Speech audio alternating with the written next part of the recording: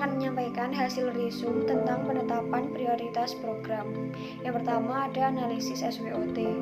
Dasar-dasar pertimbangan perencanaan pembangunan infrastruktur adalah banyaknya jumlah komponen dalam perencanaan dan desain infrastruktur yang saling terkait, saling memberi dampak dari satu infrastruktur kepada infrastruktur lainnya. Pendekatan keterpaduan diperlukan untuk keberhasilan pemberian pelayanan akan infrastruktur, yaitu penjelasan menurut buku Integrated Infrastructure Planning 5 Southeast Europe Energy Dialogue. Oleh karena itu, sangat disayangkan jika pembangunan yang dilaksanakan tanpa mengacu pada perencanaan infrastruktur bidang PUPR yang tidak menggunakan pendekatan terpadu. Kunci utama dalam menyusun rencana terpadu adalah berbasis pada wilayah atau kawasan. Wilayah atau kawasan dimaksud merupakan lokasi di mana infrastruktur bidang PUPR akan direncanakan dan dibangun. Kunci lainnya adalah aktivitas ekonomi yang perlu dukungan infrastruktur, yaitu bidang PUPR. Selanjutnya, kriteria keterpaduan rencana terpadu pembangunan infrastruktur bidang PUPR menjadi pertimbangan yang tidak dapat diabaikan, yaitu fungsi, lokasi, besaran atau volume pekerjaan, waktu, dan besaran dana atau anggaran. Yang pertama yaitu fungsi. Fungsi merupakan gambaran di lapangan ketika infrastruktur bidang PUPR berjalan sesuai dengan rencana, yaitu ketika dapat dimanfaatkan oleh pengguna. Pengembangan infrastruktur PUPR menunjang fungsi dari kawasan-kawasan sehingga pembangunannya akan menghasilkan output dan outcome yang lebih besar. Yang kedua yaitu lokasi. Lokasi adalah tempat di mana infrastruktur bidang PUPR dimaksud direncanakan akan dibangun, tepat di mana lokasi aktivitas ekonomi kawasan berada. Sebagai contoh, pipa air baku air bersih dipasang mulai dari hulu hingga masuk ke kawasan industri, kemudian pabrik-pabrik yang sangat membutuhkan air bersih. Ketika air bersih masuk pada kawasan industri tersebut, maka diperlukan saluran pembuangan air. Yang ketiga yaitu besaran atau volume. Besaran atau volume pekerjaan perlu dibangun sesuai dengan rencana agar infrastruktur bidang PUPR tersebut dapat berfungsi dalam memberikan pelayanan. Perhitungan rinci besaran infrastruktur bidang PUPR dilakukan pada tahap perencanaan yang tentu saja melalui koordinasi dengan pelaku kepentingan pada aktivitas ekonomi yang dimaksud sehingga seluruh kebutuhannya dipenuhi tepat pada waktunya. Besaran dimaksud adalah luas, panjang atau lebar, kapasitas, unit atau jumlah satuan agar tidak ada investasi yang idle atau berlebihan atau kekurangan besaran hingga infrastruktur bidang PUPR yang dimaksud tidak sesuai dengan fungsinya. Kemudian waktu. Pembangunan infrastruktur bidang PUPR harus dilakukan sesuai dengan waktu yang direncanakan agar tidak terjadi keterlambatan pengembangan wilayah atau kawasan, atau investor tidak dapat berproduksi setelah menanamkan investasinya, atau bahkan produk yang tidak dapat disalurkan sampai ke konsumen. Kemudian besaran dana atau anggaran. Besaran dana atau anggaran adalah hasil perkalian antara besaran atau volume pekerjaan dengan unit cost yang berlaku di lokasi di mana infrastruktur bidang PUPR akan dibangun. Seringkali terjadi, bahkan dapat dipastikan, program pembangunan infrastruktur bidang PUPR yang disusun berdasarkan rencana setiap tahun mengalami perubahan sebagai akibat dari kekurangan dana yang akan dialokasikan pada dokumen penganggaran atau DIPA.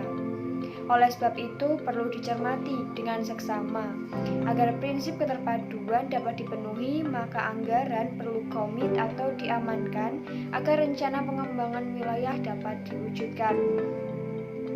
Selanjutnya, kewenangan atau pembagian urusan, yaitu ada sumber daya alam, air minum, persampahan, air limbah, drainase, pemukiman, bangunan gedung, penataan bangunan dan lingkungannya, jalan, jasa konstruksi, dan yang terakhir, readiness kriteria.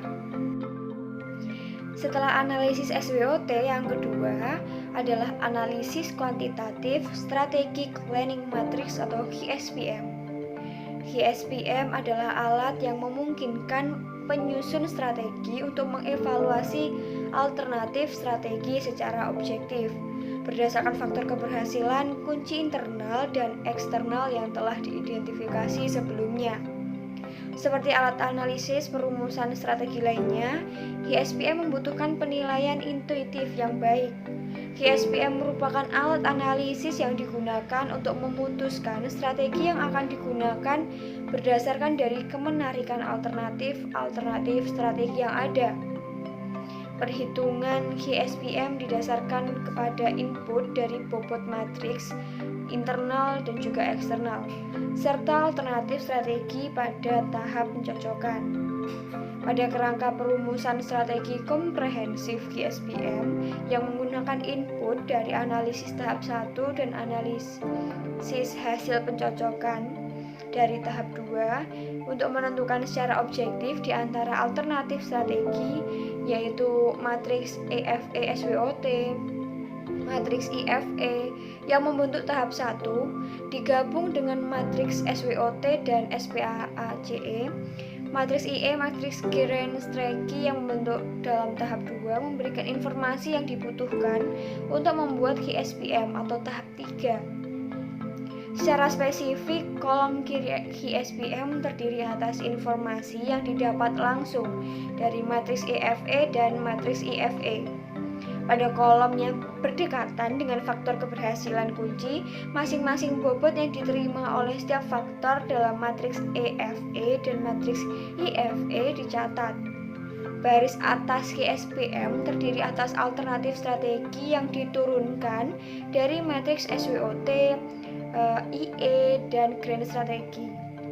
Alat pencocokan ini biasa menghasilkan alternatif strategi yang mirip, tetapi tidak semua strategi yang disarankan oleh teknik pencocokan harus dievaluasi dalam GSPM. Penyusunan strategi harus menggunakan penilaian intuitif yang bagus untuk memilih strategi yang akan dimasukkan dalam GSPM.